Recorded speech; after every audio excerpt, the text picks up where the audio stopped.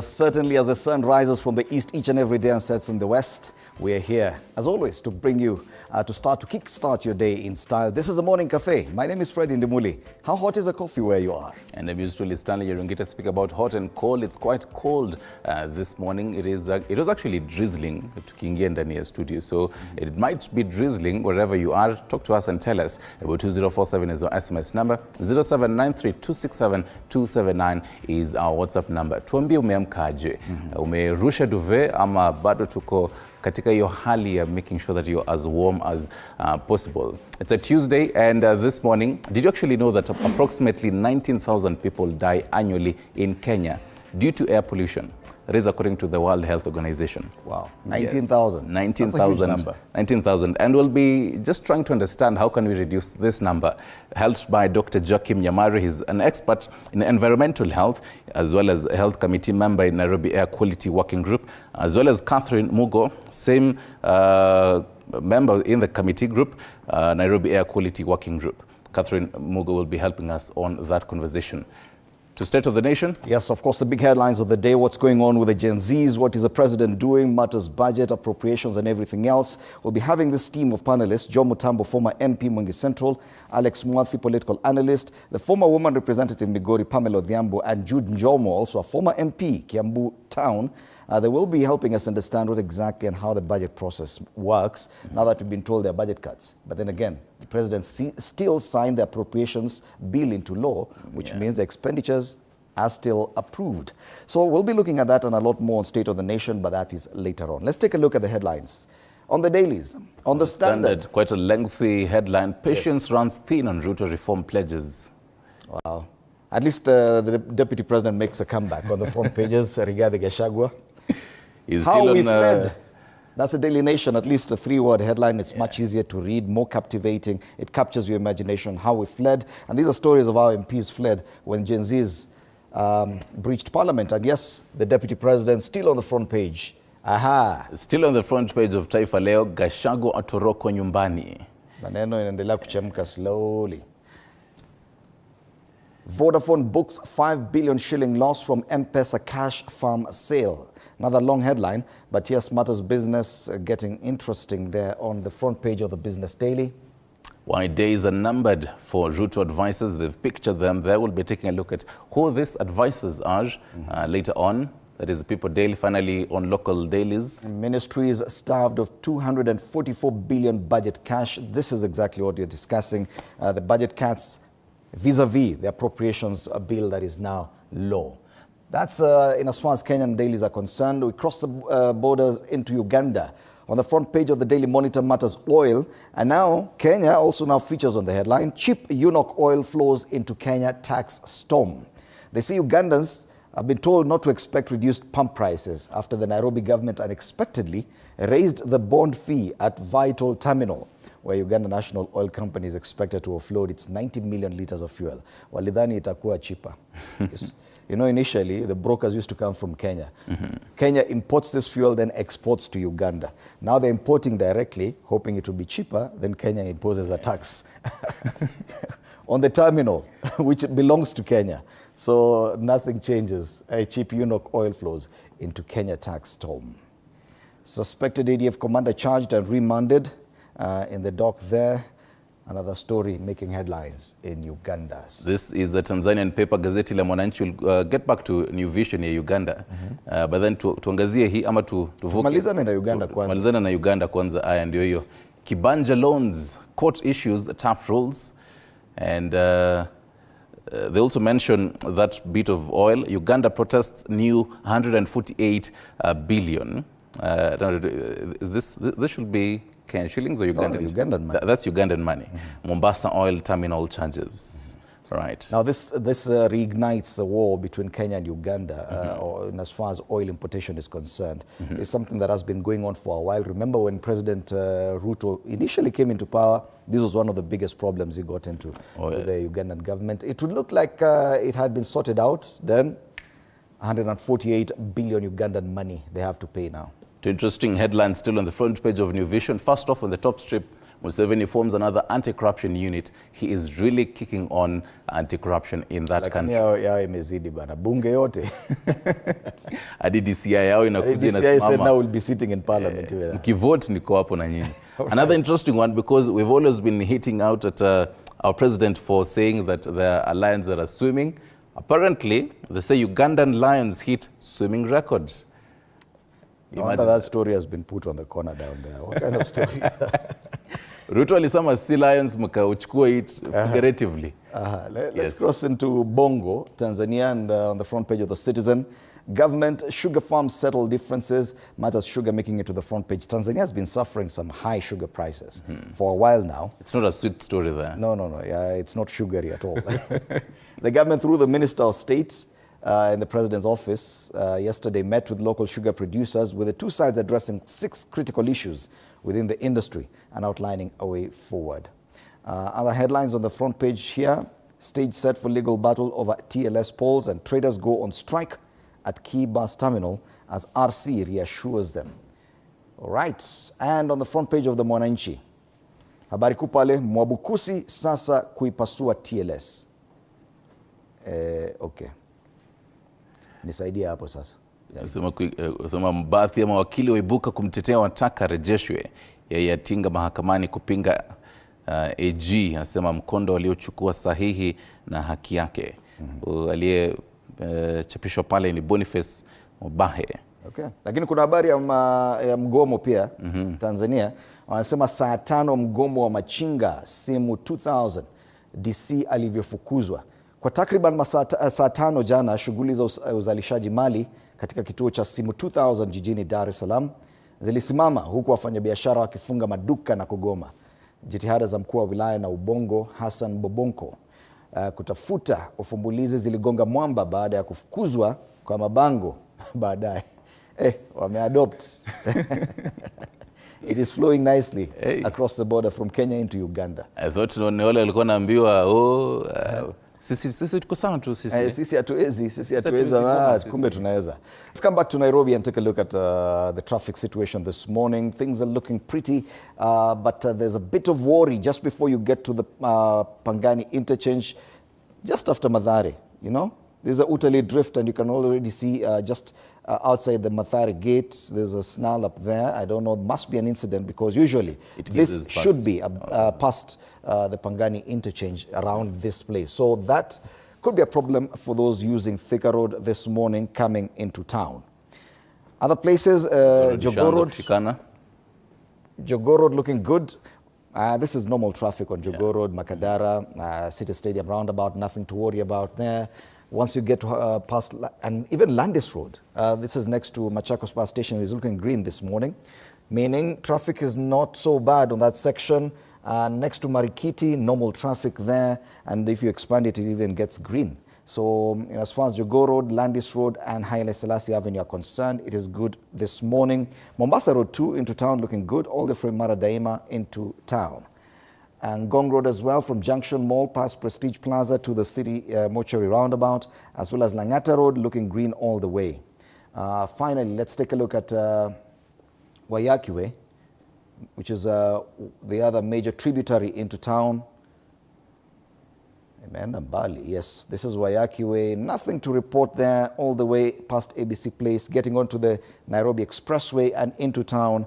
It is looking good. So as far as traffic situation is concerned, our only worry this morning is around Mathare Hospital area. Just after the Utalii drift, then you get just before the Muthaiga roundabout and the Pangani interchange, there seems to be a problem there for those using Thika Road. Oh yes. If you're watching us this morning, make sure that you leave the house right about now. Usipatwe na hiyo jam, hiyo Thika Road. Let's take a look at something that you also need to know this morning, just to see how you're going to be dressed up in case you need an umbrella. Over the weekend, there has been intermittent rainfall in some parts of the country. This might continue This is according to the Kenya Meteorological Department, giving an cumulative rainfall forecast between today all the way to the 15th of July.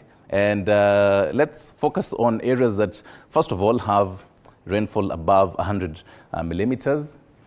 That should be, the whole yellow spots, boundaries of Nyeri, Nyandarua, bits of Nakuru as well. In Nairobi, as you can see this area, it has quite the dark green. The dark green should be average rainfall between 20 to 50 millimeters. That's when typically average rainfall. Other areas in the country would be receiving between 1 to around 20 millimeters, some light showers of the same.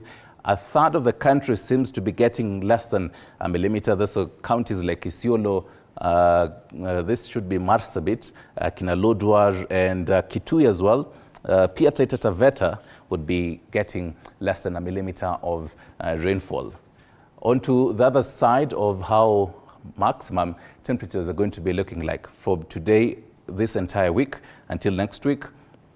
A third of the country, the northeastern regions, is going to be getting above 30 plus degrees Celsius. Tana River, Garissa, as well as Isiolo, Wajir, and Kina Marsabit. But then let's focus on the central bits, particularly Nairobi. Tuanze na Nairobi. Nairobi maximum temperatures zake zitakuwa zinachezea between 20 to around 30 degrees Celsius, and other areas, negative 17, Murang'a, Tharaka Nithi, as well as Nakuru. To the western region, expect between 25 to 30 degrees Celsius. That is how the weather is going to be looking like. The focus between today all the way to the 15th, courtesy of the Kenya Meteorological Department. Speaking of what to expect today, last month, President William Ruto had given a directive of about 10 days to constitute and just sign the IEBC. And we do expect now that to be happening today. So President William Ruto is going to be assenting to the IEBC bill today at KICC. That is the first bit. Before we even get to the first page of our news diary, so as the first bill successfully processed by Parliament based on the recommendations of the National Dialogue Committee, that is the NADCO report, President William Ruto has invited leaders of parliamentary parties both inside and outside Parliament to join him for this event. Let's flip the page and see where Prime Cabinet Secretary Musalia Mudavadi is going to be, right here in Nairobi, gracing the County Pension Fund annual general meeting. So do expect some sound bites from Musalia Mudavadi concerning particularly even the state of the nation and how the economy looks like in that event. To the next page, into court matters now. First of all, former National Land Commission Chair Mohamed Zozuri's corruption case is expected to come up today for mention at the Milimani Anti-Corruption Court. Zozuri is charged with conspiracy to commit an offense and abuse of office. Something else that will be coming up today, it was supposed to be there yesterday. Former Migori Governor Kothobado and his children were to appear before the Milimani Anti-Corruption Court on charges against corruption. It didn't happen yesterday, but then it will be happening today. That is in courts. From courts, let me take you to Parliament buildings. So this Senate, actually there's quite a lot that is happening today in Senate, but just to mention but a few of what is going to make big news in our bulletins tonight. The Senate will this afternoon continue the debate on challenges bedeviling the country following weeks of anti-government protests. So led by the majority leader as well as the minority leader, the House will, among others, ask the National Assembly to expeditiously consider the presidential memorandum pursuant to Article 115.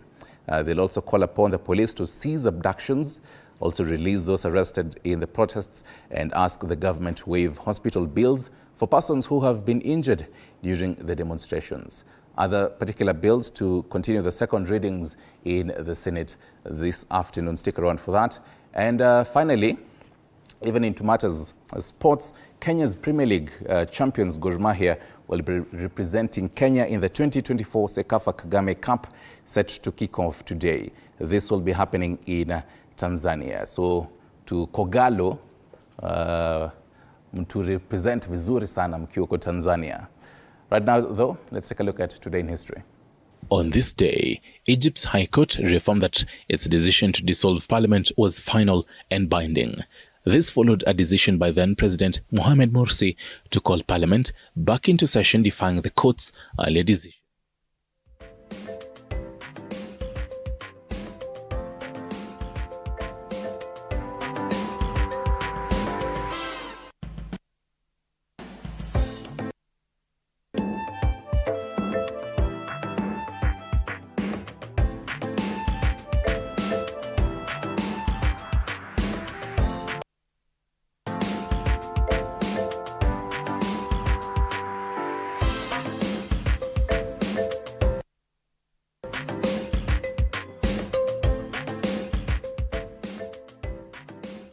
All right, to the dailies now, and on the Standard, a very long headline there. Patience runs thin on Ruto reform pledges. That's a big story there. They say his time bad. Kenyans are waiting with bated breath on the call by the president to shuffle his cabinet, even after some of his measures, such as auditing the country's debt, fly into headwinds. Of course, the court issued an injunction, a temporary injunction, on the formation of that task force by the president to audit Kenya's debt. Meanwhile, Kenyans question legality of more proposals. The story is on page 4 of this daily. Yes. The other story, Gen Z's plan with military precision down there. They have an image, a picture there of intern doctors and other medical practitioners, as well as Gen Z's who are protesting outside the Ministry of Health headquarters, Afya House in Nairobi, during the Occupy MOH protests yesterday. The word there is military precision. Masoma hiyo vizuri. You know, I was just about to say something, but let me not. No. Siku hizi kuna implications. You say something, unapata yourself, unasalamiwa. You've been greeted. No. Niko sawa. And Evans Kimori has been quoted there as a national youth leader saying Gen Zs have revolutionized digital mobilization beyond previous generations and imaginations. That I agree with in total. Other highlights on the front page of this daily. State to pay 10 million shillings for Pakistani killing. Wow. The government will now have to compensate the family of slain Pakistani journalist Arshad Sharif, who was shot dead by police in Kajiado after the court found the police to have acted in an unconstitutional manner. That story is on page 10. The other highlight, pressure mounts for IEBC reconstitution. Human rights activists, Gen Z protesters and political parties are pushing for the need to fast-track reconstitution of IEBC, and pressure is now on the president. And yes, as you mentioned in your diary, the president will, at KICC this morning, sign into law the IEBC amendment bill. Is it an amendment bill or the IEBC bill? That is one of the, I think is the first bill from the NADCO report to be processed by the National Assembly. Let's now move to the top strip of the Standard. Gachagua'S wife sulk over reduced office budgets. You see, now this is the interesting bit. The deputy president makes it back to the front pages, but different storylines. Yeah. On this one, it's about the budget cuts for his office. On others, it's and we'll be looking at them, it will be about his wars in Mount Kenya. Yeah, and other MPs getting out of his camp. So for this particular story in the Standard, it's on page 8, and they talk about the scrapping of a 400 million allocation to fight illicit brew rubbed the DP and his wife the wrong way. Yeah, Gachagua tends to blame Interior CS Kithure Kindiki for his woes. So not just budget cuts for the office of the deputy president and his spouse, even for his pet project, the fight against illicit alcohol. 400 million shillings scrapped. Well, interestingly, both the pet projects are in tandem. You talk about for illicit alcohol as well as even for the boy child. Yes. At one point, so they come to. Yes. So you get the point, and, but the description here is that they're sulking. On the world stage, France limbo after Macron gamble flops. That story on page 34 to do with French elections. AG role in trade deals queried, and finally in sports, rivals stutter at the sound of faith. Hey, I like the play of words there. They're talking about faith keep you gone. They're saying rivals stutter at the sound of faith. That story is on page 45. But if you flip the paper to the back page, talking about the semi-finals of the Euro 2024. Happening tonight, it's going to be... Oh yes, I say it's not a laughing matter when Spain and France clash tonight. Hey, that's a big one. I think this is more like finals. Spain versus France. Well, this game will kick off at 10 p.m. So for lovers of the Euro 2024 tournament, tonight is a big one. That's the standard this morning. Once again, akikosa kushika simu yako, jua he is watching football and ni bold one watch. On the front page of Daily Nation, it depicts how he fled, and as pictured there, Millie Odhiambo, as well as Didmas Baraza, MP Kimilili, as well as Bishop Jackson Kosgei, nominated Member of Parliament, each having their own quotes on how they fled. They say on Tuesday, June 25th, just after MPs had passed the controversial finance bill. Against the intense public pressure, youthful protesters who had been kept off the National Assembly precincts for most of the day breached the security and fence of the hallowed August House. For MPs, when the premises, all hell broke loose as they sought to escape the protesters' wrath. Some of the lawmakers who talked to this paper narrate the events of that day. Other headlines on the right strip: the Deputy President is on another paper, but then on different headlines and a different angle. They say Gachagua isolated at home and away. Lawmaker Eric Wamumbi, the man DP Rigathi Gachagua claims to have helped clinch the Mathira seat, is the latest lead in Mount Kenya to bolt out of the DP's camp. Palechini controversy matters for Levy. Cabinet Secretary Rhodes Murkomen treads with caution over increase.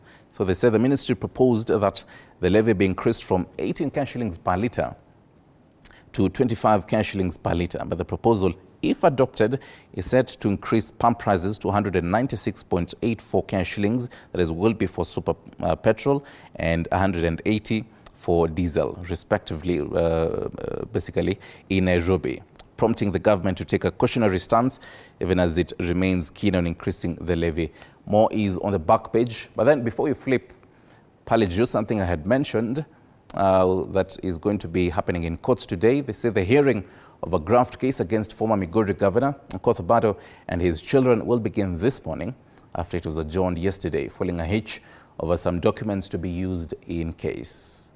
On the inset, pull out a Healthy Nation. They're asking too many babies. That's a very interesting headline. Kama watoto wamekuwa wengi ama ni... But then the Lord said, procreate. Yes. Another headline there, blow to Ruto over debt team. President William Ruto was yesterday dealt a blow after the High Court temporarily suspended an independent task force he appointed last week to audit the public debt. Justice Lawrence Mugambi blocked the task force from embarking on the job following a petition by Nakuru-based surgeon Dr. Magare Gikenyi. Huyu amekuwa kama ukio mtata sasa. Each and every single time you'd really see his name on matters High Court. As well as Eliud Matindi, who argued that the president assumed powers outside the constitution. More is on pages 4. As we flip other headlines away from matters road levy, on the back page of Daily Nation, Palechini Kalenjin Kikuyu dominate jobs at Ketraco. Ketraco is a Kenya Electricity Transmission Company. Kwingineko, City Hall splashed 1.2 billion cash shillings on trips in City Hall in Nairobi, by the way. Probably makes sense. Kuna time tulikuwa tunatafuta the head of upper. Unaambiwa apatikani ako TikTok. Well, maybe now this is what we're seeing. But anyway, that in a nutshell is Daily Nation for you. On to Business Daily. Yes, let's focus on business a bit. And very interesting story on the front page of the Business Daily. Vodafone books 5 billion shilling loss from M-Pesa cash farm sale. And it's a very interesting story if you listen to it. UK multinational Vodafone Group PLC says it has recorded a loss of 37 million euros, that's about 5 billion shillings, from the sale of the company holding M-Pesa funds to Safaricom at a token price of, get this, $1. That's about 128 shillings. Yes. So the loss represents a transfer of a valuable subsidiary, M-Pesa Holding Company Limited, for almost nothing in a deal that is part of a years-long plan to put Safaricom in charge of the critical aspect of the mobile money platform. Some things that happen in business you cannot really understand. The deal was already there, so you just transfer it for $1. Yeah. And then on your books, the loss is 5 billion shillings. I tell you. That's a big story there. Another story, furniture imports hit 8.7 billion defying steep Ruto taxes, meaning guys are still importing furniture from China and other places into Kenya despite higher taxes. On the ticker, Kenya erects fresh hurdle for Uganda fuel imports. This is a story that is actually the big headline on the Daily Monitor in Uganda. Kenya has thrown a fresh hurdle on Uganda's direct fuel import scheme, doubling the bond fee for imported consignments destined for Kampala to $45 million. Ooh. Wow.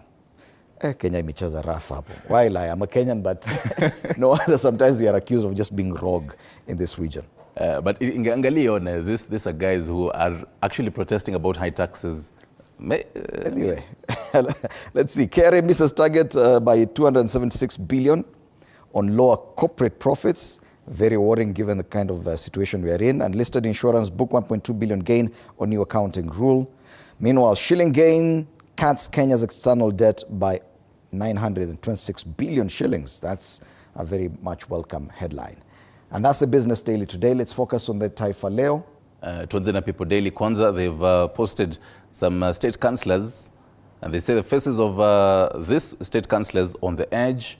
Why days are numbered for Ruto advisors. Officials find themselves uneasy after President directs that government shall reduce their lot by 50% with immediate effect. The picture there, David Ndi, Nancy Laibuni, Dominic Menjo, Henry Rotich, Monica Juma, Aiden Mohammed, Harriet Chigai, as well as Abdi Gulie. The Deputy President is also on the front page of People Daily. They say a man at war with Ruto men. I believe it really has to do with matters Mount Kenya and the wars in it. Kwingineko, Gen Z, why state is unable to crush Gen Z protests. And in matters sports, European elites resume contest. They say tantalizing Spaniards come up against favourites France in Euro 2024 first semi-final. And that is the People Daily today. Tuangazie gazeti la Taifa Leo. Gachagua atorokwa nyumbani, habari kuu pale kwenye ukurasa wa mbele. Mbali na kupingwa na Ichung'wa, Ndindi, Nyoro na Kuria, sasa mbunge wake pia amemhepa. Wabunge wa Mlima Kenya wanaomtoroka Gachagua wadai ana kiburi na ataka kuabudiwa, ila wadadisi wa siasa eneo hilo nao wanasema vita vyake dhidi ya pombe haramu na kufili kwake kuboresha mapato ya kahawa na majani chai ndiko kuna mla naibu wa rais. Gachagua kunani? Vidokezo zaidi, Shakahola mashahidi wa ujio wa faragani. Kwingineko, wapinga hospitali ya mama taifa kutwaliwa, na sadaka ya shilingi 30 yaua wanandoa. Pale juu kwenye ukurasa wa mbele wa Taifa Leo, ripoti yaanika jinsi jamii mbili za tawala KETRACO. Wow, asilimia 41 ya wafanyakazi wote wa KETRACO wanatoka katika jamii hizo. It was on the back page of Daily Nation. Nasema Kalenjin na Kikuyu, jamii ambazo ziko katika asilimia hiyo. Na kwenye mchuano wa Euro, Uhispania na Ufaransa ni nusu finali ya piga ua. Gazeti la Taifa Leo. Tumalizie na The Star. The Star, they say ministries starved of 244 billion cash shillings budget cash, and you said you're going to be analyzing this in State of the Nation today. They're asking broke or wasteful. Projects worth 137.76 billion cash shillings not funded by government. Outstanding disbursement to the counties represents 8% of the annual allocation. Being a Tuesday, it's interesting to have this headline here. But then other headlines, the Deputy President is also on The Star. He's actually now on all the dailies today. All the dailies, all apart from Business Daily. Maybe angekuwa na tenda hata angekuwa hapo pia. Pale chini they say why hustlers, quote unquote hustlers watchman, Gachagua game plan may be costly for Ruto and critics. Kwingineko, triple threat, bold strategy to cut teen pregnancies and HIV in adolescents by 2030. And finally, iron angaza nyota beans, put money in Bomet farmers' pockets and improve health. And that is the start. Quickly to the cartoons on page 14 of the Standard. The push and pull between primary schools and secondary schools, and who will actually host the grade 9 or the CBC. That's a story there. On one side we do have the Education CS, on the other is the Kenya Secondary School Head Teachers Association. Both groups competing on who should be hosting the CBC grade 9 as from next year. On page 15 of the Daily Nation, the cartoon talks about what's happening in the Senate on the conflict of interest bill. So on one hand, they say congratulations, a healthy, bouncy, bad law. And then someone opens the door and that's a Senate Speaker coming in with the flowers. Conflict of interest bill, very interesting debate there. Real quick, finally, on page 10 of People Daily, which way forward and which way backwards is what Common Mwananchi is probably asking the government. Spending, it's a push and pull on that matters. And on the Star, has to do with President William Ruto's listening to Kenyans on X, was on page 3. Right, kiendelea ku load, but then this and other conversations coming up on State of the Nation, quite the panel today. Do stand by for that. I'll be introducing the panel after the break. You're watching Morning Cafe.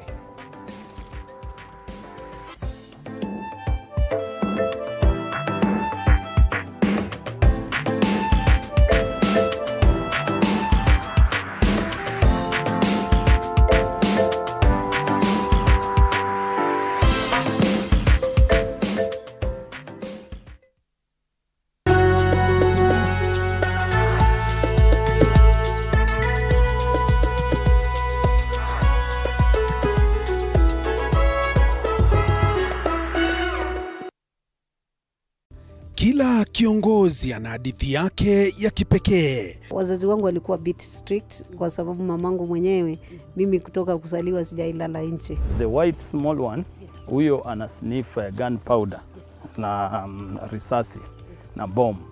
Alafu huyo mwingine ni Ridgeback ana sniff simba.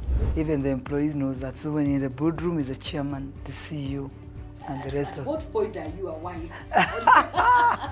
The minute you get to that inside that door, you become now the wife. Na kila maamuzi wanayoyafanya hufichua mengi kuhusu utu wao na uongozi wao. We see God blessing us, and we now realize the power of giving also has to be rewarded back. Kupitia kipindi Mfahamu Kiongozi, tunakuletea mahojiano ya kusisimua na uchambuzi wa kina kuhusu viongozi wetu. Pick your core business as the bigger stones. Put them in your diary first. Give priority the bigger things. Usikose kila Alhamis saa 1:30 jioni.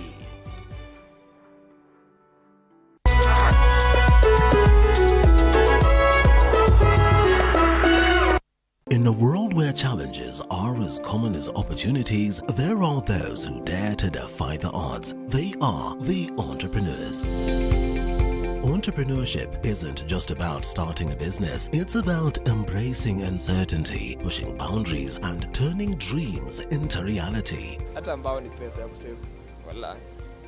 Ambao mwaka ni pesa nyingi sana. As long as you're earning something, there's always that opportunity to save. And you start with where you are.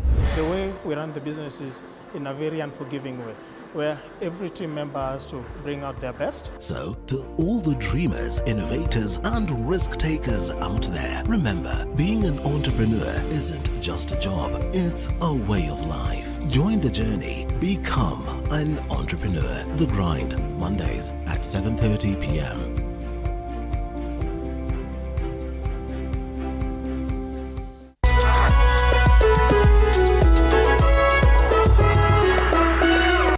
Here on Beyond the Limit, we celebrate the extraordinary achievements of individuals who redefine possibilities. In a journey of resilience and determination, these individuals demonstrate that limitations are merely stepping stones to greatness.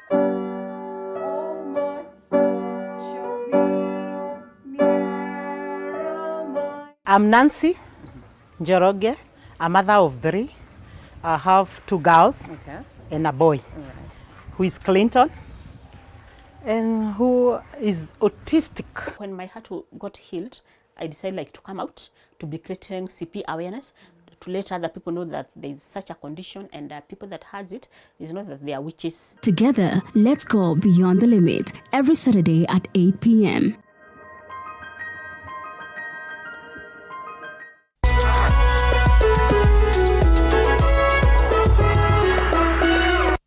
Welcome to The Realtor, where we take you on an exciting journey from bare land to dream home.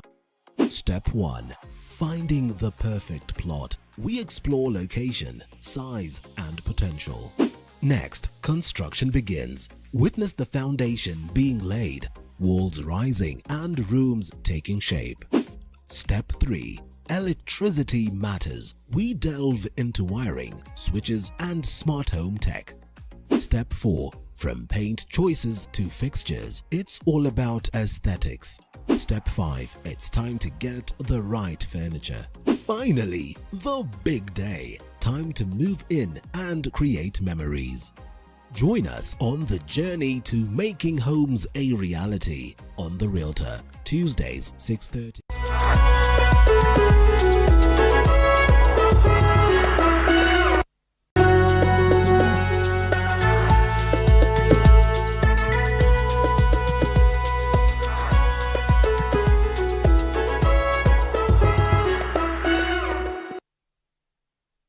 Kila kiongozi ana hadithi yake ya kipekee. Wazazi wangu walikuwa bit strict kwa sababu mamangu mwenyewe, mimi kutoka kuzaliwa sijailala nje. The white small one, huyo ana sniff gunpowder na risasi na bomb. Alafu huyo mwingine ni ridgeback ana sniff simba. Even the employees knows that. So when in the boardroom is the chairman, the CEO, and the rest of. At what point are you a wife? The minute you get to that inside that door, you become now the wife. Na kila maamuzi wanayoyafanya hufichua mengi kuhusu utu wao na uongozi wao. We see God blessing us, and we now realize the power of giving also has to be rewarded back. Kupitia kipindi Mfahamu Kiongozi, tunakuletea mahojiano ya kusisimua na uchambuzi wa kina kuhusu viongozi wetu. Pick your core business as the bigger stones. Put them in your diary first. Give priority the bigger things. Usikose kila Alhamis saa 1:30 jioni.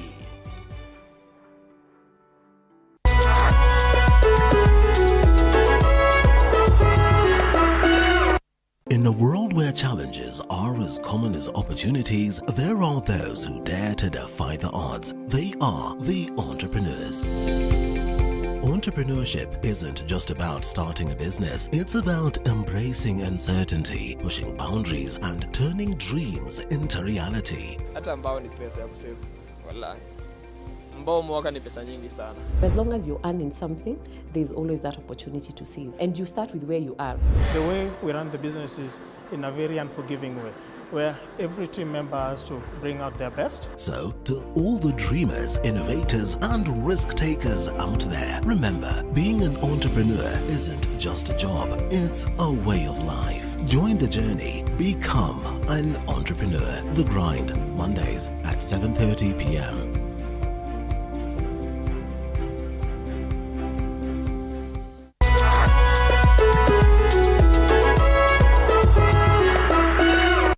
Here on Beyond the Limit, we celebrate the extraordinary achievements of individuals who redefine possibilities. In a journey of resilience and determination, these individuals demonstrate that limitations are merely stepping stones to greatness.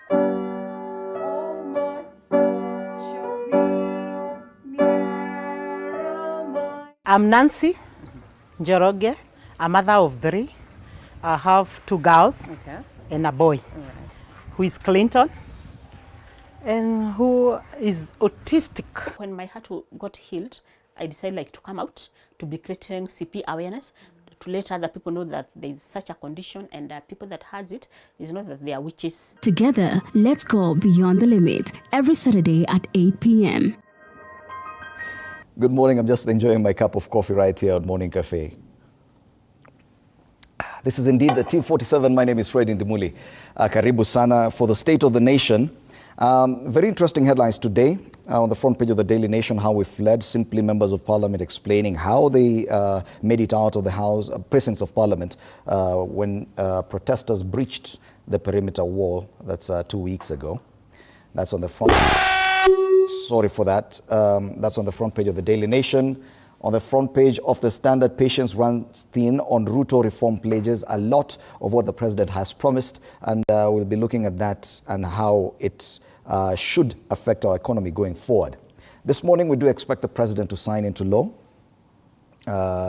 one of the bills towards reconstituting the IEBC, and this is the first bill that comes from the NADCO process that's going to be signed into law. Remember last week the president promised that within 10 days he will have done something towards reconstituting the IEBC.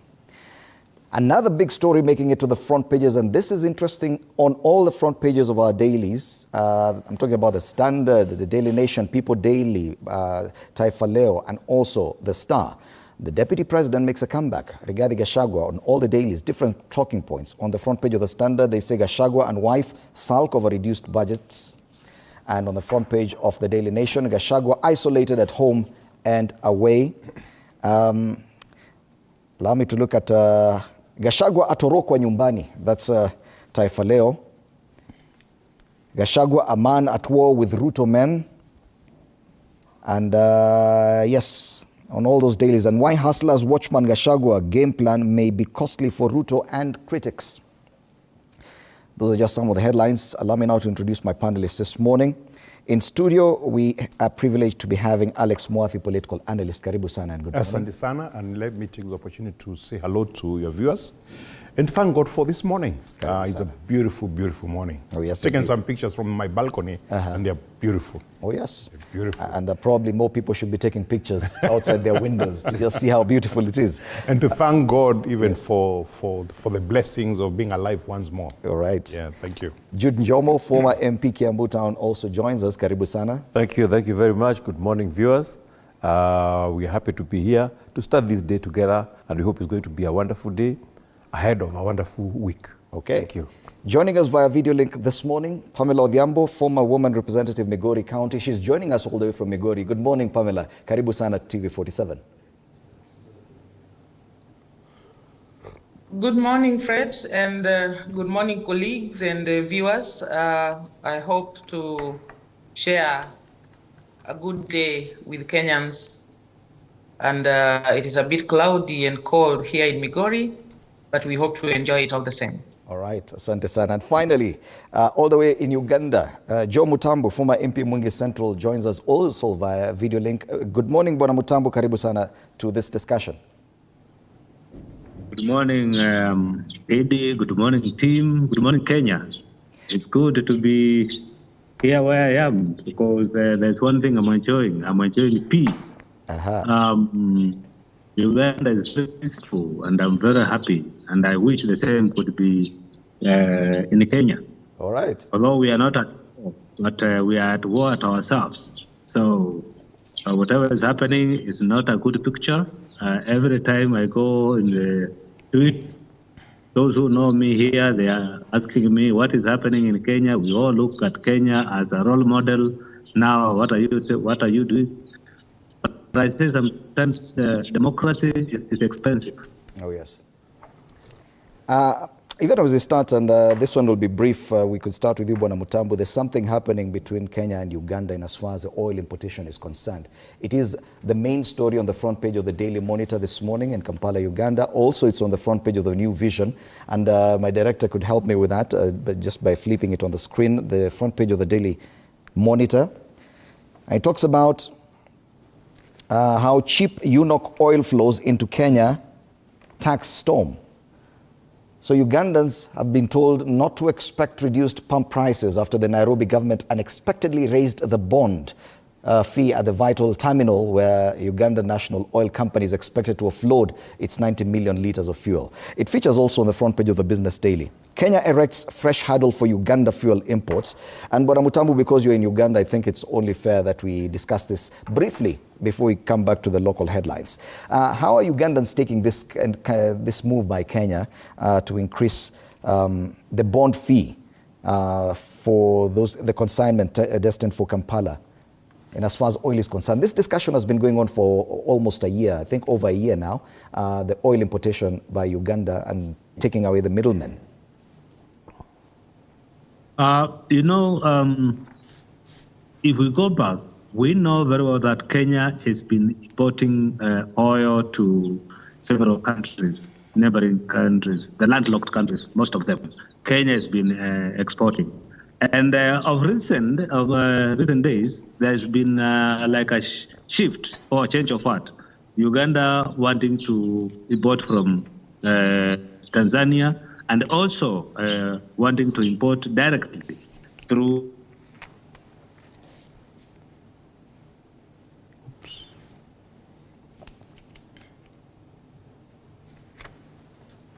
Okay, we do apologize for that lack of connection, and we'll be getting back to Bwana Joe Mutambu for more on that. But yes, now that we've started on that discussion. Maybe what I got to comment Yes.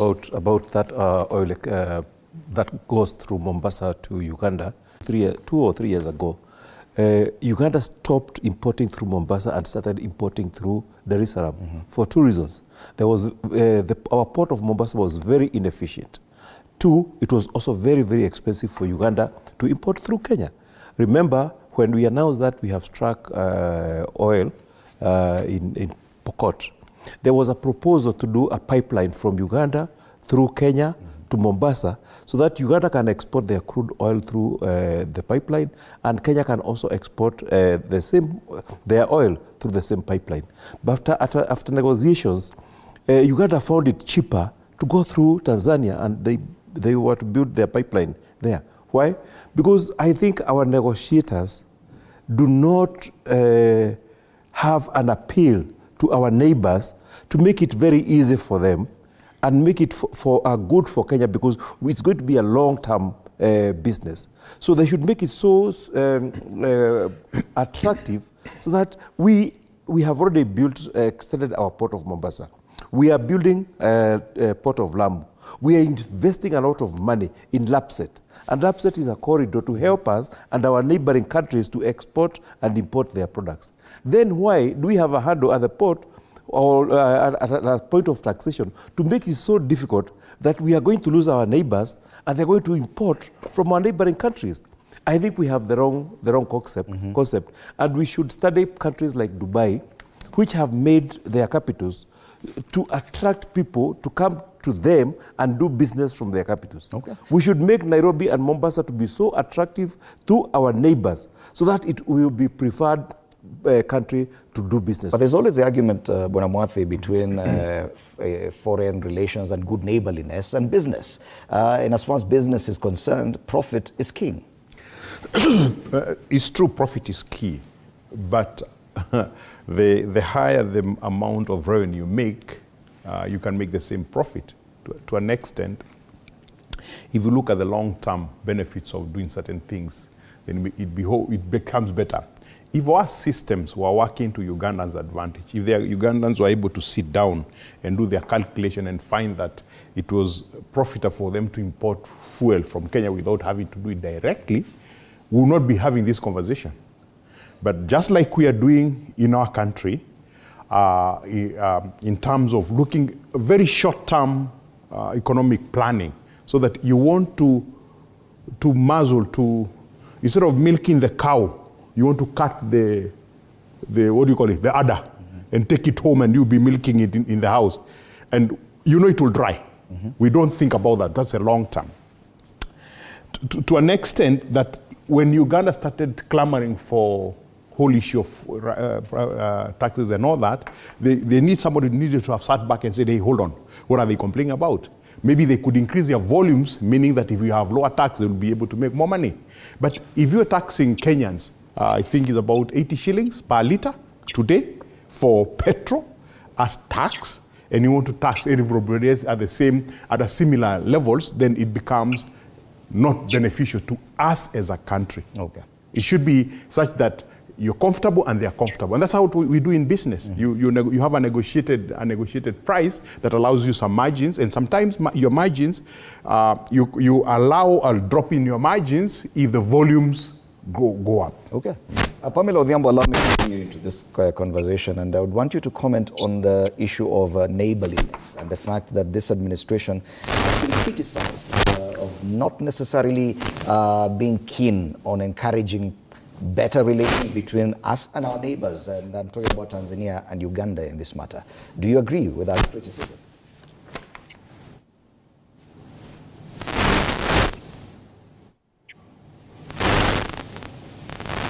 Do we have Pamela Odhiambo? Okay. Do we have Bwana Mutambu? He's still not back? Yes. Oh, yes, Bwana Mutambu began talking about this.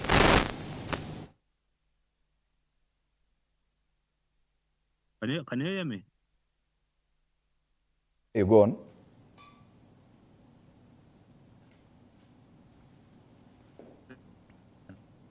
Okay.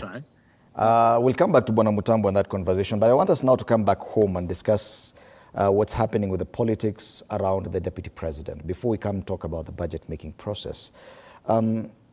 We see more and more the deputy president becoming more isolated, just sticking to his home area. And the headlines today are not looking very friendly to him. On one hand, we see the Standard saying Gachagua and wife sulk over reduced office budgets, and Gachagua atorokwa nyumbani. Basically, now the tiff has gone as far as his home constituency of Madeira, where now he is not aligned with his home MP. That in itself is a very worrying trend for the deputy president, don't you think, Bwana Junjomo? I think we are jinxed as far as the deputy president position is concerned in Kenya. If you remember, our first vice president, Jaramogi Oginga, had a problem with our first president, Mr. Jomo Kenyatta, to an extent where he was sacked. He started an opposition party and was put under house arrest sometime. Next came Murumbi. We don't even know, nobody has great details of what happened between Kenyatta and Murungi. He just served for a short time, then he resigned. That president was Moi. Moi had a very good relationship with President Kenyatta, but he had a problem with those who were surrounding Kenyatta, and they were trying even to change the constitution to ensure that Moi does not automatically take over from Kenyatta for the 90 days after Kenyatta's death. And you remember that is where the former Attorney General Charles Jonjo proclaimed in Parliament that it is treasonable to think about the death of a sitting president, who eventually died, and President Moi took over after that. Then during Moi's tenure, remember we had his first vice president at Moi Kibaki, then came Karanja, you know, after a lot of problems between the president and the vice president. After Karanja, then came, who came after Karanja? Saitoti. Saitoti was even stopped, and we had Kenya without a vice president for I think about a whole year. Then he was reinstated. He lost his life, you know, and after he lost his life, then we had Musalia Mudavadi. Was it Musalia Mudavadi who came after that? Now, the period between Musalia Mudavadi and President Moi was too short for us even to know that there was any problem. And now, we had President Uhuru and President Ruto. The first term, they did very well. But the second term, trouble came.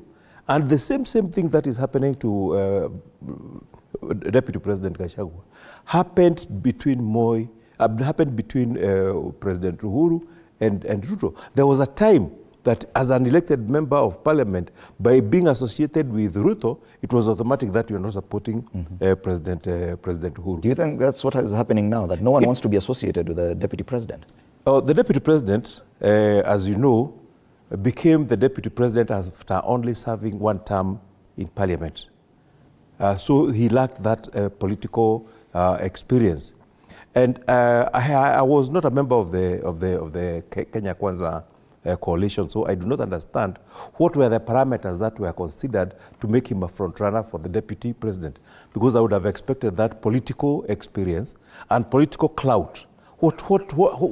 How is your following on the ground to be a major consideration as far as appointment of a running mate? So he found himself as a running mate, but on the ground, even his own constituency, he would have maybe struggled to get back to parliament. So to me, what he's doing right now is because he has found himself in a position that requires all this. It's like when you get employed and you are told you must have this degree, have this certificate, but you found yourself in that position. So you go back and start getting those qualifications.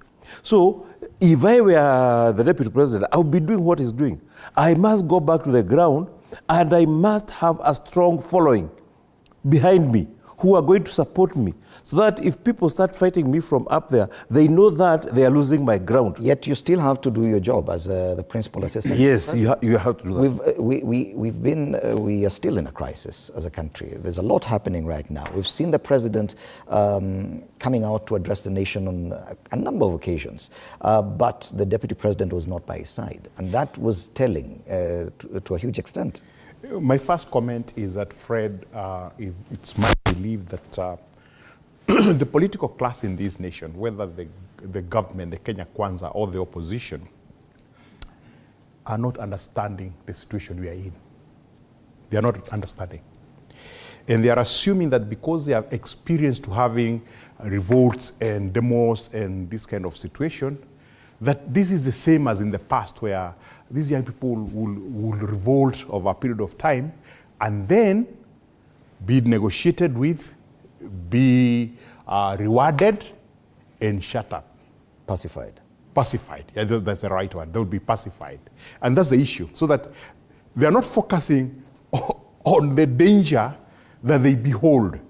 They keep forgetting the Mau Mau rebellion that was started by young people in the Mount Kenya region.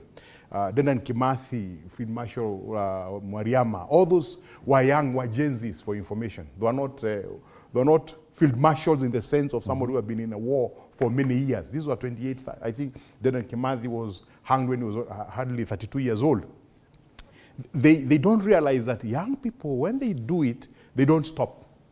Is it the first time we're having this? No, it's happened in the past and has been quelled. But I think this one is slightly different from the past. These will be like the shaft-pilled kids of 1976 in South Africa that caused that government to fall a few years after. And they are not appreciating that, and that's why we are having these shenanigans on the side to create a different narrative to be able to draw people out of the real issue and the crisis that the country is in. One, we've had vice presidents in this country up to the year 2013. And vice presidents were appointees of the president.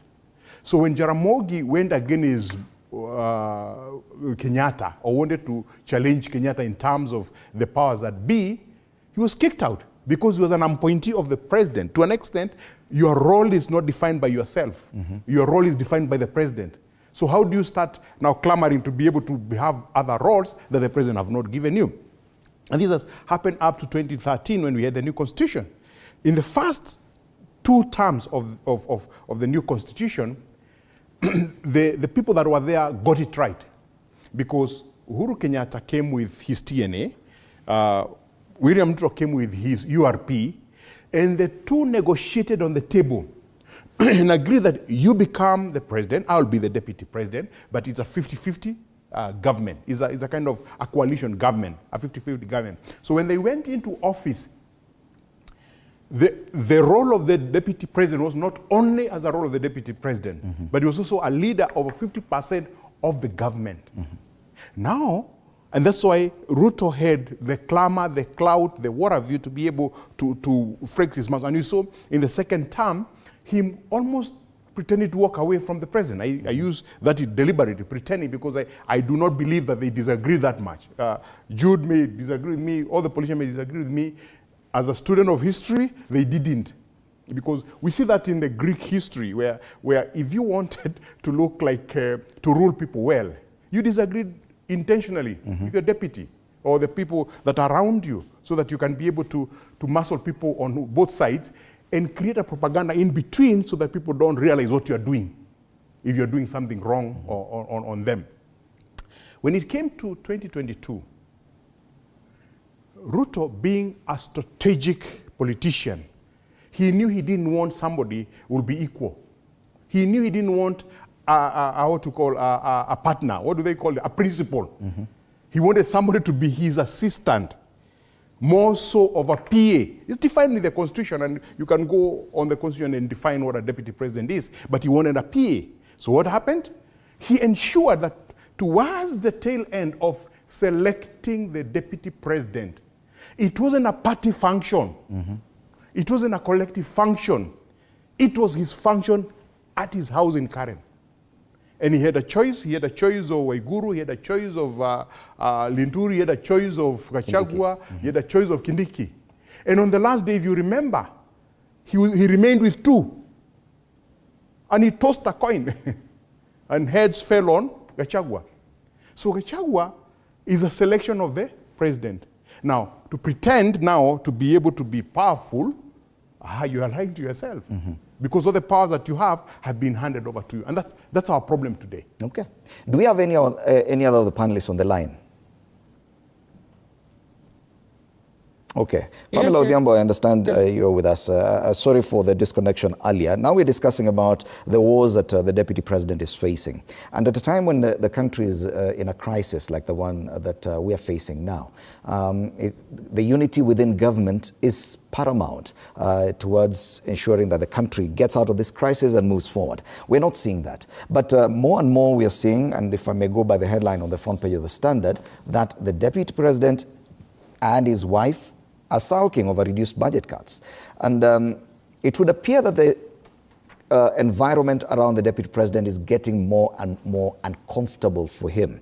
With now the recent budget cuts, he will be more or less paralyzed in his operations. I think the 400 million shillings towards the fight against illicit alcohol has been scrapped, and that's why they're saying he's sulking. Do you think there's a way out for the Deputy President, or what way forward for Gachagua?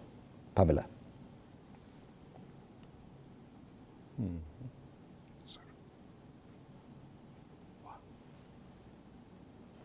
Do we have Pamela on the line?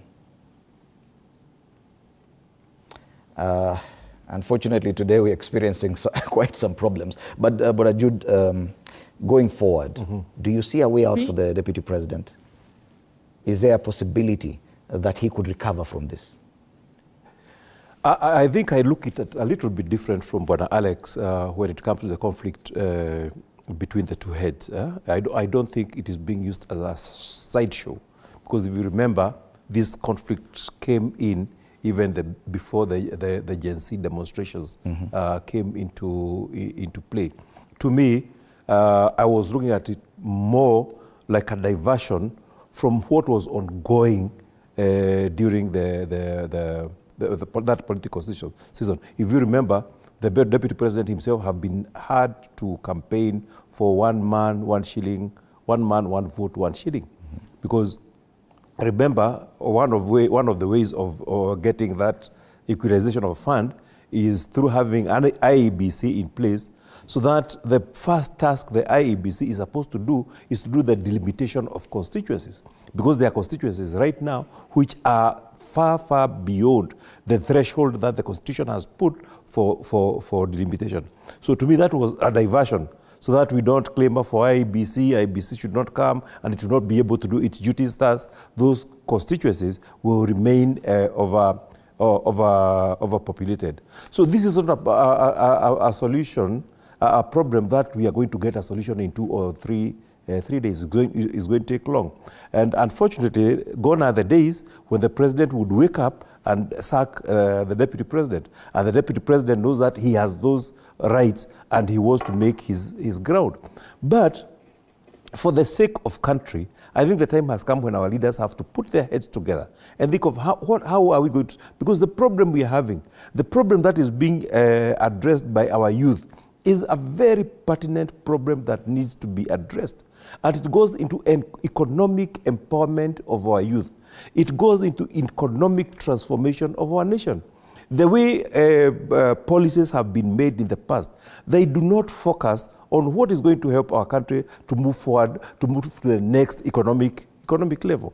I remember the late president for Libya, who is very known for how he transformed his country economically.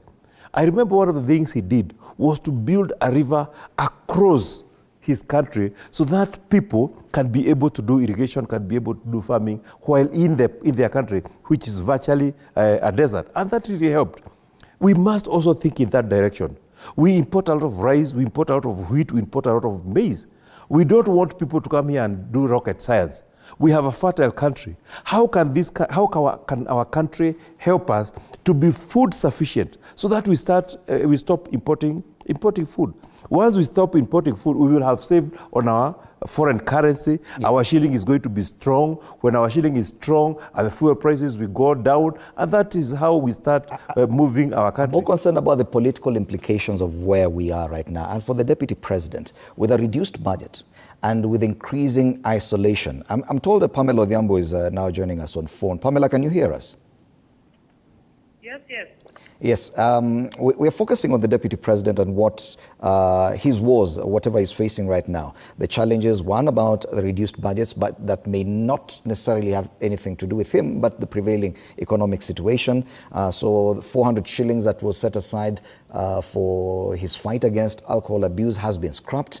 The office of his spouse has also had enough budget cuts, and there was already a plan or a program on rehabilitating young men. That budget is also out.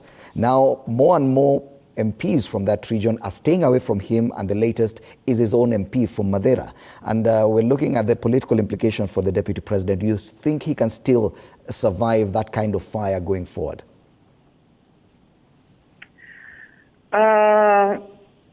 It is very unfortunate what is happening in our country, especially with this office of the deputies. It is something that may need, at some stage, if I may say, divine intervention, because logic doesn't seem to work well in this office. We all as Kenyans might want to know and demand what exactly is going on. Because for one, when these two people agree, or the president rather, picks his or her running mate, unfortunately we have only had his, so his running mate, it is hoped that they share some ideology, they share some commonality, they have agreed and understood what the role of each other in the game is, and apart from their own personal or political inclinations and commonalities, there should be the constitution that should be able to guide exactly what the president does and what the deputy does. But as one colleague has said, I think most of the time the issue is not the ideology, the issue is not the legality, the issue is not what is expected. The issue is rather personal interest and supremacy battles where somebody feels like, yeah, I've been your running mate, we are equals, but the president also feels like I'm the president, I'm the one who should call the shots. And going back to specifically Deputy President Gachagua, you know, at some stage he shocked the entire nation when he was talking about the concept of shareholding. And thinking about it today, people might have been thinking that he was talking about the rest of the country, but maybe he was talking about himself and the president in parables, like he might have realized that they had agreed to share in a particular way or in particular percentages the appointments, the resources, or whatever powers that they wield as that office of the presidency. But he was now feeling like he was not getting his appropriate share. And so the cry about the so-called shareholding. And this is something that Kenyans, we cannot take very lightly. And I think there is a need to fix this issue of presidency. Coming back to the political implication of the happening to Gachagua, definitely it points to his shaking of the political foundation and an oblique future for him. But again, just like one of the speakers has already pointed out, that the fortune or the presidency of President William Ruto played out at first as a misfortune, and at some stage, I think majority of the Kenyans were woodwinked to believe that he was actually being mistreated, and therefore there was this sympathy, there was that support. Maybe that is what Gachagua is banking on, also to try and solidify his base and go back to the grassroots and drum up support for himself, using, of course, what appears or what we all think is more of an ethnic inclination, because we have not seen him also come to a place like Migori and talk like he's talking when he's in Mount Kenya and region. And that regionalism is also not auguring well with the current generation. So a lot is yet to be seen, and one wonders what his final political game is.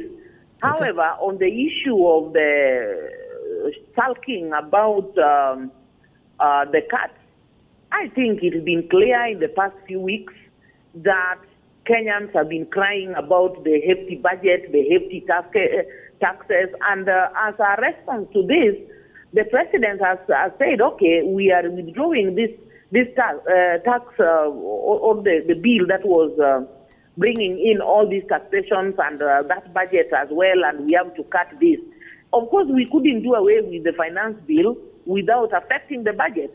Everybody, including those who may not have any office or any budget to think about, should have seen that coming, that definitely when the source or to fund the budget that had been passed earlier was rejected by Kenyans and of course withdrawn by the president and withdrawn officially by parliament, then the budget had to be affected. And so those cuts, I wonder why somebody would talk about them unless they can prove that it is only their budget which has been cut and no other budget has been affected. So that again doesn't make sense. And even from the point of view of governance, to be honest, I think the presidency as an office and even the deputy, they already have a very big lucrative package of entertaining allowances, this and that, and the taxpayer is already spending so much money on the office bearer. So one wonders why the spouse must also have thousands and hundreds of millions to their name so that they also have a budget. So if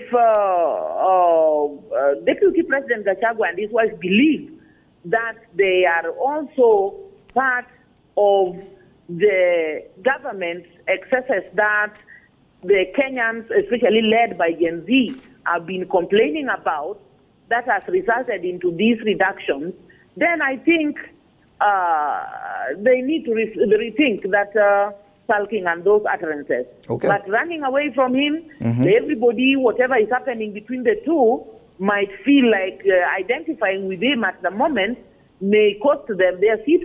And depending on who sponsored their campaign or who they pledge their allegiance to between the two. Thank you, Pamela. Then he might have to think again and raise a new team for himself. Thank you for that, and we'll be coming back to continue with that conversation, especially on the budget cuts and how it works. What does it mean when the president directs Treasury to effect some budget cuts but goes ahead and signs the appropriations bill, which basically says that all those appropriations are correct and within the law? We'll be looking at that after the break. You're watching Morning Cafe.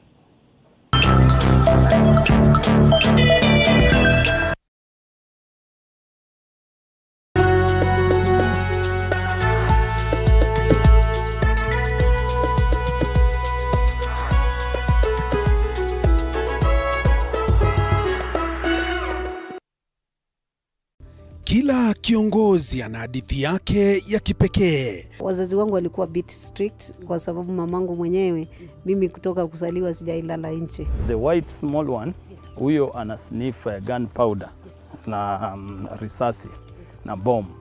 Alafu huyo mwingine ni Ridgeback ana sniff Simba. Even the employees knows that. So when in the boardroom is the chairman, the CEO, and the rest of. At what point are you a wife? The minute you get to that inside that door, you become now the wife. Na kila maamuzi wanayoyafanya hufichua mengi kuhusu utu wao na uongozi wao. We see God blessing us, and we now realize the power of giving also has to be rewarded back. Kupitia kipindi Mfahamu Kiongozi, tunakuletea mahojiano ya kusisimua na uchambuzi wa kina kuhusu viongozi wetu. Pick your core business as the bigger stones. Put them in your diary first. Give priority the bigger things. Usikose kila Alhamis saa 1:30 jioni.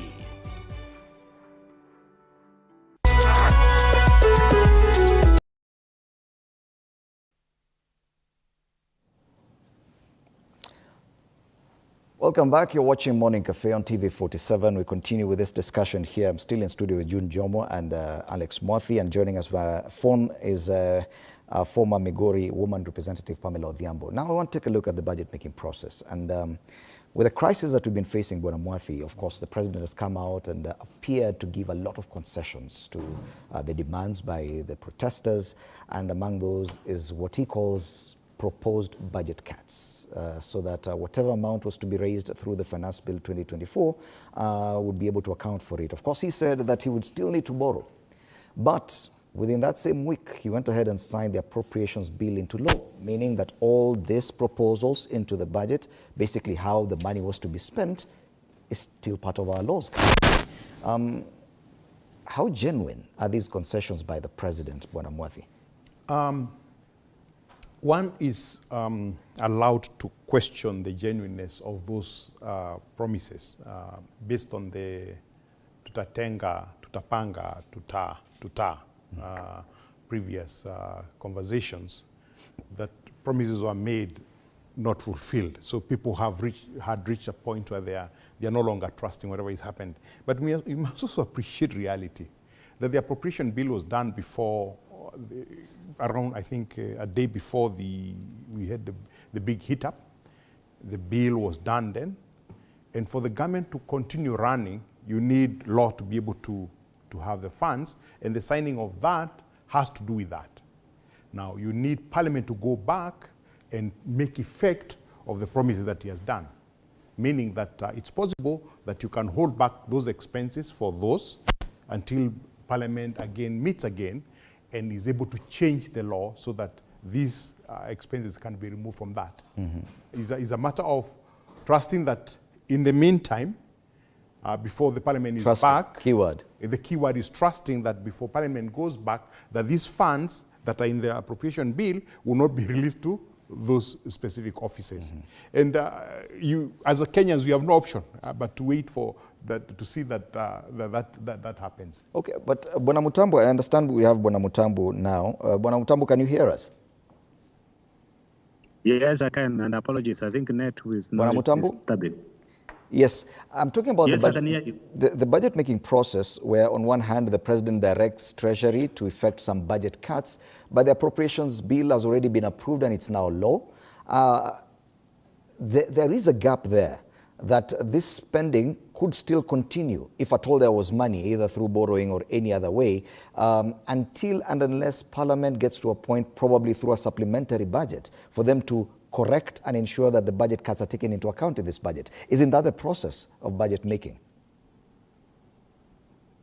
The budget making process is a process which works under the law. It does not work under anybody's instruction. It works under the law. The only thing the government can do, if they need to spend money and there is no appropriation for it, or the budget has not given that that space for money to be spent, the president can use his minister and use Article 223 or 224, 223 of our Constitution, whereby minister can spend or can allocate money and then take the account back to Parliament for ratification after some process has gone through. So that is what can happen. The problem we may be facing today is that since the president has scrapped some parastatals or state agencies, those state agencies, there was a money allocated, and to transfer those funds to other uses without to Parliament to reallocate that money. I mean, it will be difficult to do without going back to Parliament and make laws to divert that money from where it was before to the new home where those institutions are being merged. So there's Kenya, we have a lot on our plate, and the president has a lot on his desk. And the more he keeps on making changes and doing things based on the pressure, the more we found ourselves in a very awkward position as a country, because we find we are doing a lot of things and we may be going outside the law to fulfill our promises or to fulfill the need of the demonstrators. And once you do something because of pressure, you come and find yourself in a situation whereby you have broken the law, and you cannot come back because you have said it and it has to be done. So this is the situation our president is in. He is in a hot soup now and is trying to find a footing, which I don't think he will if we continue making pronouncements and making changes without following the procedures and following the law, which is laid down. So that by itself is a problem we are facing as a country. And what we need to do, we need to hold it to ourselves and we say, are we on the right direction? Because for me, if you ask me, this country is nosediving. I am a pilot. And the moment the plane nosedive, the captain can do nothing. You can only wait to crash. And my caution is, pilot or passengers, once that plane crashes, you all die. Nobody survives. So we need to be very careful in our country, the way we are taking our matters, the way we are doing our business. It is affecting and it will affect everything as a spiral effect. And the announcement from the president is giving us a lot of headache in trying to stabilize our economy, trying to stabilize our operations. Everybody now, even the officers who are in the office, they don't know what will happen tomorrow. Because today there's a CEO seated somewhere, excuse me, and there's a pronouncement by the president that tomorrow there will be a merger of 47 state corporations. So they don't know what to do. Even those Kenyans who work in those offices, they don't know what to do. Mm-hmm. And is there, yes, is there I know room, the normal procedure has been... Is there room for mischief? Sorry? That's my biggest concern. Is there room for mischief during this time before Parliament enacts these changes or these budget cuts into law? There's an exposure. There's an exposure, a very big exposure, because you don't know what goes where, who is doing what, who is spending where, who is spending what money, and it's very difficult even for control of budget to control all this. You cannot, because yes, it will be controlled, but there is that cloud of unclear picture of what happens where, and that's why we are saying that as a country we are exposed. We are exposed. Fred, I would like to take a slightly different stand from Honorable Mutambu on this. That we know very well that the president signed the appropriations bill into an act of parliament. Mm-hmm. So it is a law now for our country. But he failed to sign the finance bill. So the appropriation bill gives the country a way of spending its resources. Mm-hmm. But we do not have a way of collecting our revenue. But the law does not provide a vacuum for finance bill. We will continue using what we had the previous year. But for appropriations, we may not be able to use the previous year's plan, the previous year's budget, because the government has new projects, has new, the way they want to act. But now, and I don't want to be the devil's advocate here, what the president have done is to tell them, okay, we are going to continue running our country, because if we don't continue using the appropriation bills, we may have to close the government. So we continue. But he has sent directives to different ministries on things that they are not supposed to do. What the president should do is within the shortest period possible, the ministries should do a supplementary budget to reflect the new realities, mm-hmm. and to make sure that those projects that are not supposed to be done, like the renovation. How soon can we have a supplementary as soon as Parliament opens. As soon as Parliament... can become immediately after the new financial year. There's no waiting period probably for 3 months before you can have a supplementary This has been unprecedented. And it needs unprecedented cause of action. So failure to have a supplementary budget to take these budget cuts into account would mean that the president is not serious on whatever he has told us. Definitely. And the route that Honorable Mutambu has taken about using the Article 223. It would be different from Bwana Alex when it comes to allows a ministry between the two heads. I don't think it is being used as a certain budget line. because in if you case there is remember, any emergency. this conflict And they must came come in back to Parliament even and before prove that the it was very Gen Z important demonstrations and very urgent came for this to be into- done. into So now play. when we say that To we me, suspend the whole supplementary, I was looking the at whole it budget more and use like a at diversion Article 223, from what was ongoing. what is going to be spent between now during and maybe the next supplementary that budget political season. may extend 10% If you remember, in some of the the deputy ministries. president For himself example, had to campaign the for one budget man, for one education shilling, one is man, one required, vote, one and shilling. it's more than 10%. Because Then they will go remember, into one of the ways of so we need seriously getting to that think about equalization the of fund route that, is the through country- having the an country may IEBC take in place, as far as so that appropriation the bill is first task the concerned. But IEBC where is supposed the to do president has is to do promised the us that he's going to delimitation put of together constituencies, 47 because there are state constituencies corporations. right now We must which be very, are very careful. far Because beyond the we have threshold in that Kenya the people who are constitution very has sharp. put Whenever there is for a crisis, delimitation. there So to are me that people who was would a like to diversion, profit so from that the we don't crisis claim that for are IEBC. So we IEBC must should look not come at those and it should not be details. able to do What its is going to duties. happen? Thus, those And I am very, very constituencies worried will because, like, remain when the president was appointing overpopulated. a commission So this is not to look a into, solution, a the problem debt, that our we are debt going to get a crisis. solution in He's 2 or giving 3 out a 3 job days. that It's is well going to defined take in the long. Constitution And of who is unfortunately, supposed to gone do are the this. days when the president But would wake up and if sack he the made deputy president. And the that deputy president knows that was, he has those taken rights up, and he brings wants the- to make bring a his report within ground. 90 days. How sure are we But- that this report is going to be acted on, or is going to be another report on the shelves of yeah.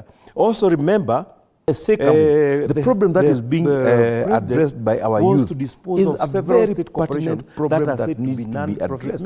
And it goes into economic empowerment of our which I youth. sometimes call a It goes choir into because they economic have a choir leader, transformation they of our only do nation. what the choir The way policies have been as made far in as the its powers, past, they do oversight. not focus The Simple Parliament on has what taken is going the to help sale our of corporations I've to gone move on forward, recess to at move this to the time, next and they'll only be economic back on the economic 23rd level. of this month. I remember the Pamela former, Odhiambo, the late and president as far as Parliament's for conduct is Libya, concerned, who is very we known have for talked how he more transformed and quite a lot. We spent a his lot of time country talking about the economically. conduct of the 30. I remember one of the things he did was to build across his country so that people can be able to do irrigation, can be able to do farming while in their country, which is virtually a desert. And that really helped. We must also think in that direction. We import a lot of rice, we import a lot of wheat, we import a lot of maize. We don't want people to come here and do rocket science. We have a fertile country. How can our country help us to be food sufficient so that we stop importing food? Once we stop importing food, we will have saved on our foreign currency. Yeah. Our shilling is going to be strong. When our shilling is strong, and the fuel prices will go down, and that is how we start moving our country. More concerned about the political implications of where we are right now. And for the Deputy President, with a reduced budget and with increasing isolation, I'm told that Pamela Odhiambo is now joining us on phone. Pamela, can you hear us? Yes, yes. Yes, we're focusing on the Deputy President and what his woes, whatever he's facing right now. The challenges, one about the reduced budgets,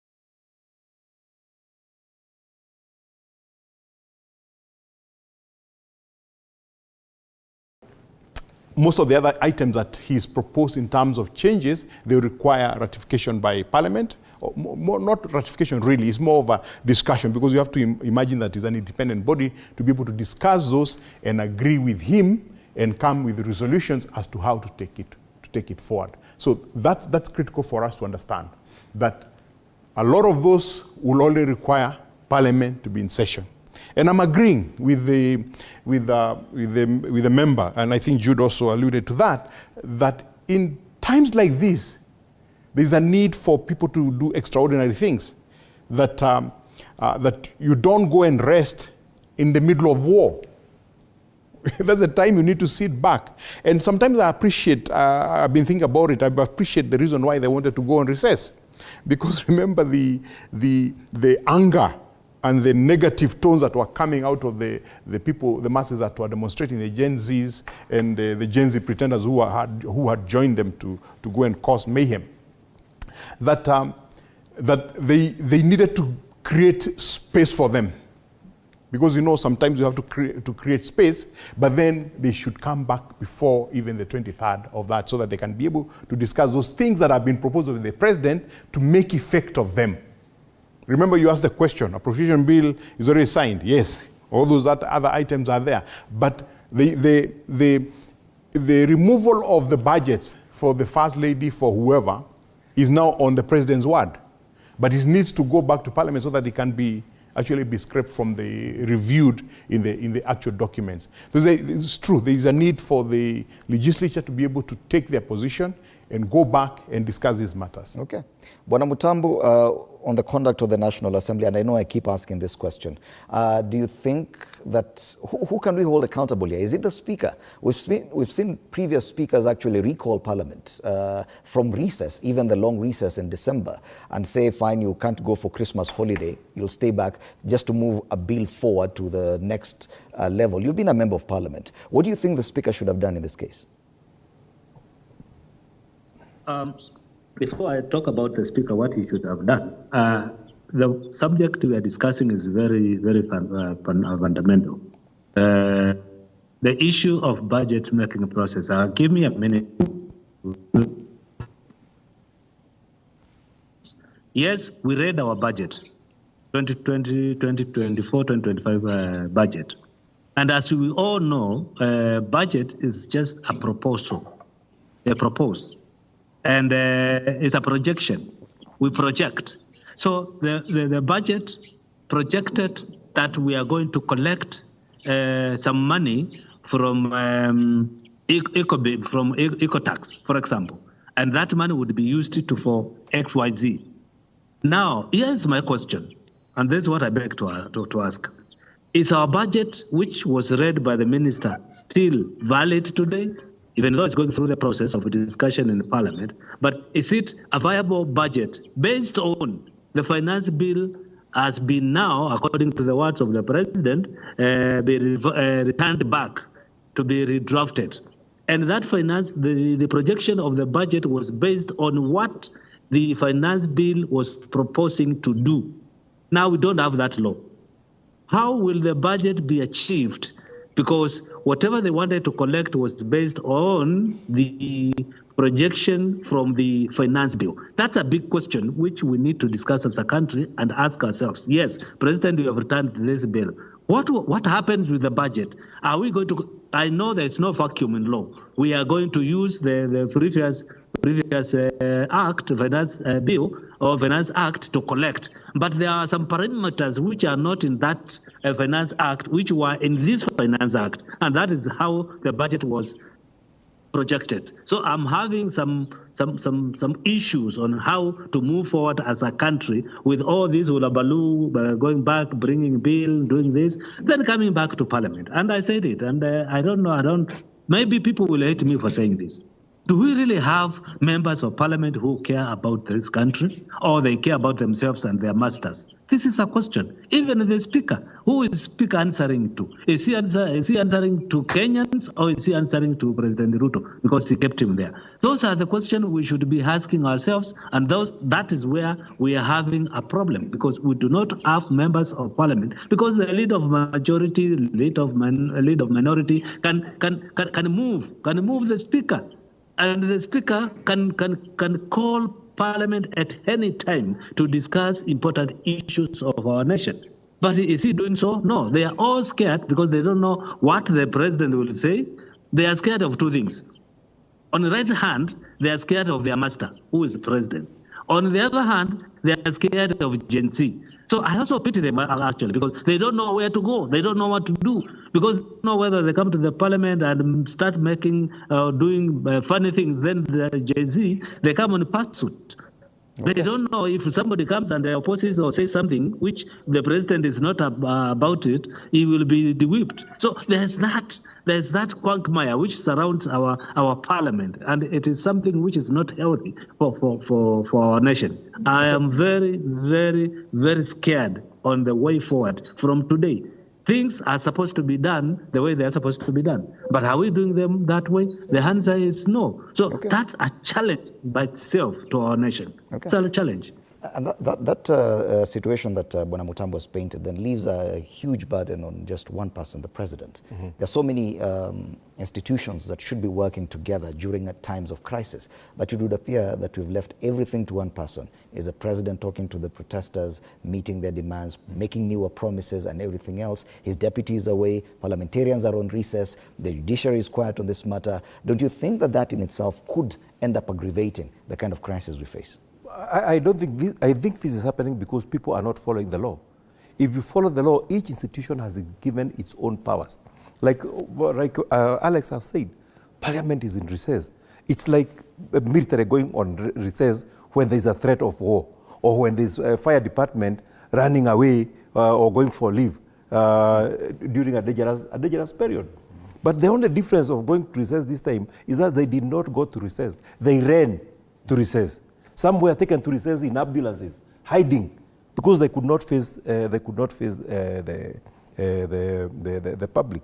And I think Senate took Isn't that itself an indictment on the National Assembly? Definitely, the Senate definitely. Even today to in fact, the first thing they should, when they are recalled, is to try and sanitize Parliament, because the way it is right now, it has lost its glory to the people. It has lost the respect that it was done. They must change their position to show that the Parliament has the teeth to bite and to represent the people. Because right now, people see the Parliament as an instrument that is being used by the executive to manipulate and to overtax its people. We need to take Parliament back where it belongs. And the Speaker should recall Parliament, because there are so many matters that need to be urgently resolved by Parliament.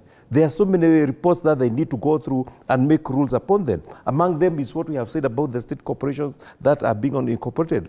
This budget that needs to be changed. They need to work on that. And I think Parliament, if I were the Speaker Wetangula today, I would recall Parliament, so that Parliament becomes part and parcel of the changes and reforms that are going through the country. If they stay in recess, the President will continue making pronouncements that have no power in law. He has said he's going to close down 47 state corporations.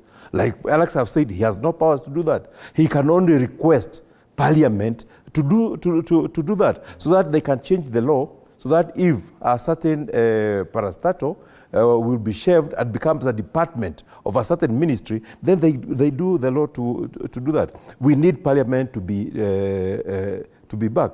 And we also must allow institutions to do their work. The Auditor General must be allowed to oversee the expenditure of every ministry, so that we don't lose a lot of money through leakages that have been happening different ministries and institutions. Pamela, the front page of the Daily Nation, the main headline talks about Parliament and how parliamentarians fled the precincts of Parliament on that day when protesters breached the perimeter. And it has a number of members explaining how they ran away from Parliament. What, in your opinion, do you think should happen if at all Parliament is really keen on regaining its position as a trusted institution in this country? Because yes, when the protesters breached the precincts of Parliament, they were after the National Assembly, not senators really. Senate appears to be sitting pretty and continuing with its job. Can the National Assembly be able to regain its position and public confidence, in your opinion? In my opinion, the members of National Assembly ought to come out in genuine remorse and repentance and apology to the people of Kenya. As you have stated earlier, or other people have stated, including myself, this name, Mujumbe, or an MP, is simply somebody who is sent by people or somebody to take Ujumbe or some important news to somewhere and bring back. And so the work of the member of Parliament or the member of the National Assembly is supposed to be representative, carry the Ujumbe of the Wananchi to Parliament, have it discussed and agreements made, and they bring back the message. So there was this time that the public was saying, hey, Parliament, members we have sent there, save us. This is what we think about this budget. This is what we think about this finance and all this. And they kind of ignored it. And you know, what made these people now finally target the National Assembly was not that they were just running after individual members. There were some of our members who were so rude and chest-thumping. And in fact, they were making remarks to the extent that, mpende msipopenda, this bill will be passed. You know, that now is not logical. It is not reasonable. It's not because we believe it is the best. It's because it is dictatorship now. It is not agreement. And therefore, one, they need to apologize to the people that they are representing. Two, they need to be real to themselves and start thinking and using independent mind. I think in that Parliament, we have such clauses and acts that allow us sometimes to be led by what the party wishes. But then there is also the conscience. We have sometimes voted according to the conscience. What does your true conscience and your thought and your belief make you think about the decision to be taken? So people have felt let down and they need to come out. And that's why I'm saying, instead of hiding in the name of recess, they ought to have come back and say, hey, public, we understand, like some of them have been doing in their own ways, wearing T-shirts or saying, I'm sorry. But they need to come back and say, hey, guys, we have seen, just like the president, he has not run away. I think I must appreciate him for that. He has not run away. He has decided to appear to listen and want to change some of the things that the people are crying about. And so the same National Assembly where there was last hope why these people were picketing on the day this bill was being discussed, was that the last hope to stop this bill, even temporarily, was in the hands of the National Assembly members. So now that they didn't listen, they needed to come out and say, hey guys, we are sorry, we are here, let us work at it again. And that way, they will be able to convince the public that they are serious. But if they continue being away, and some of them now continue playing like, oh, you know, they are behaving like they've just woken up from their sleep. And even though some of them that voted no, there is this feeling that they did not really vote no because they believed it. They just voted no because they wanted to be on the safe side of the public.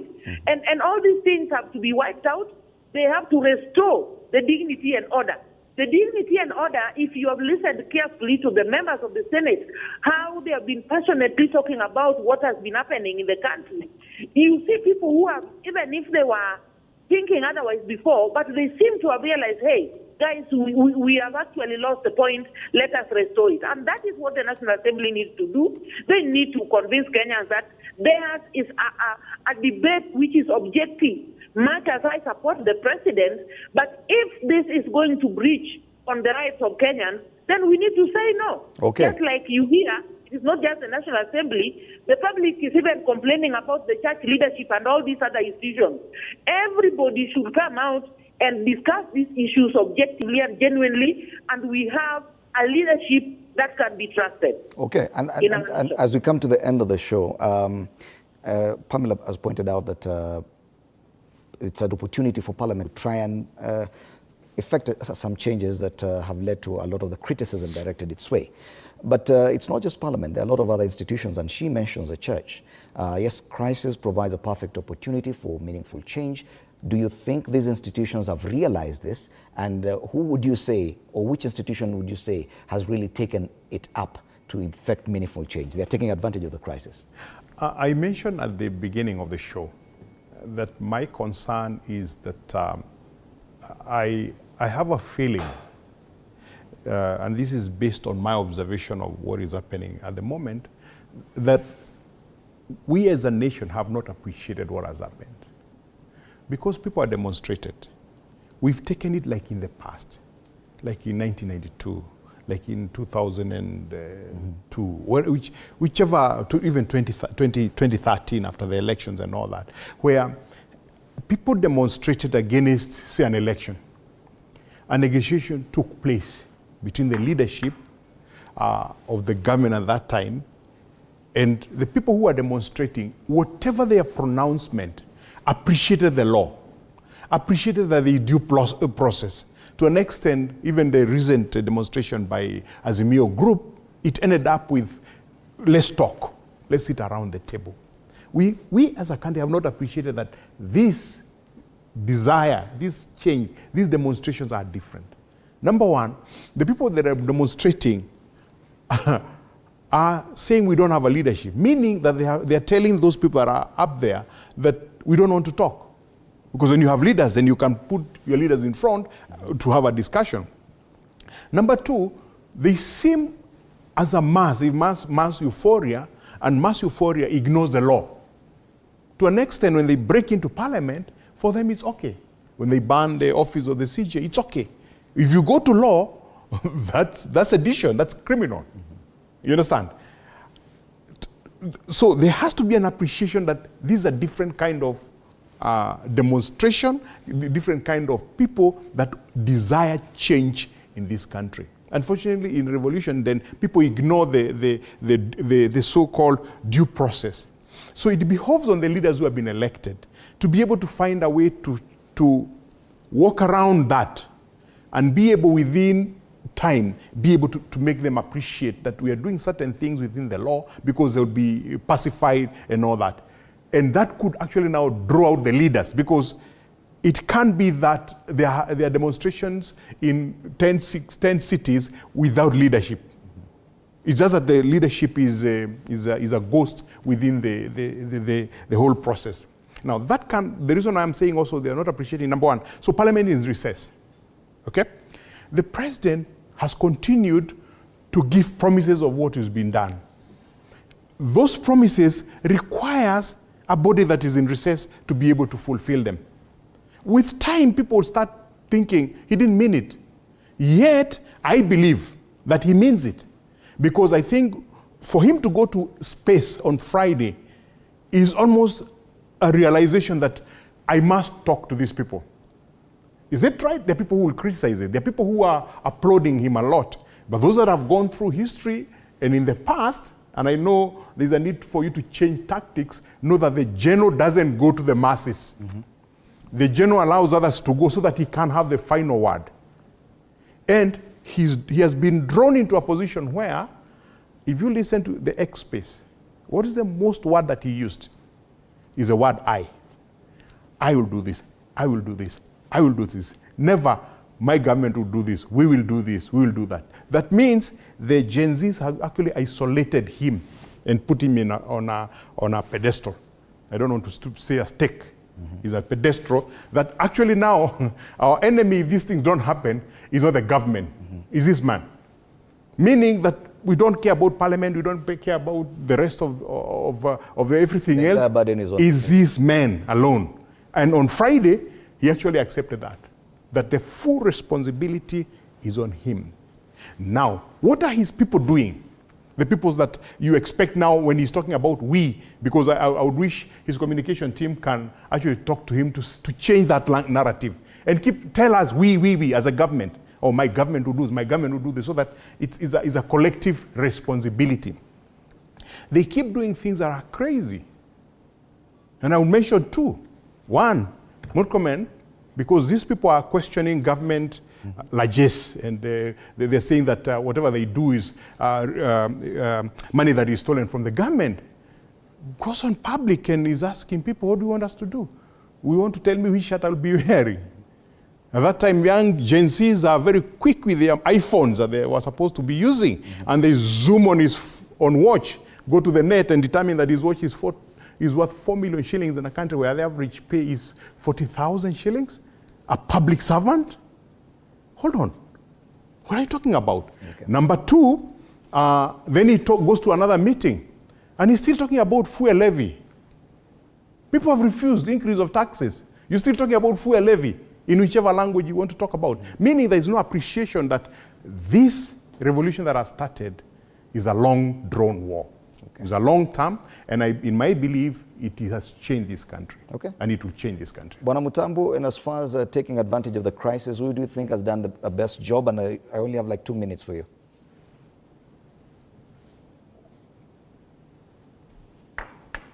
Okay, we don't have Bwana Mutambu. Bwana Jude Njomo, you could go next. And as far as taking advantage of this crisis for meaningful change, sessions he has made?